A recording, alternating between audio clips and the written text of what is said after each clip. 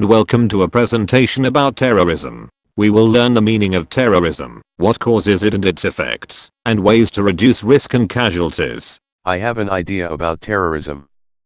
Bomb has been planted. Terrorists win. Close, but not quite.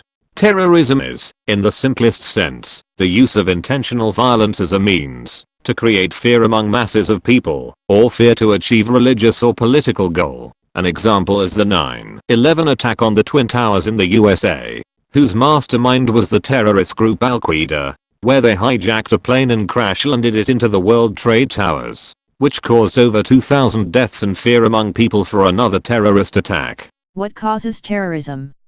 Good question. Terrorism is caused by extremist beliefs that believe that their way of living is the right one and all other forms of living is wrong and will go to hell. Children are indoctrinated at a young age to believe that the life of a terrorist is a correct path, and that their actions are good when really they are morally wrong. What are the effects of terrorism?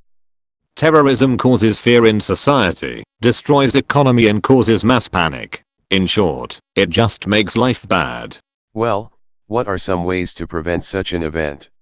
You can be cautious when around populated areas such as malls and churches, as these are prime targets for terrorists. You can also report suspicious activity of a person, like say they were interested in the security of a certain building. You can also tell authorities of a suspicious item that was left behind intentionally, like a suitcase. But the best way to stop terrorism is to convince the youth to be on a path of life and not death. This way the number of terrorists will dwindle and disappear eventually.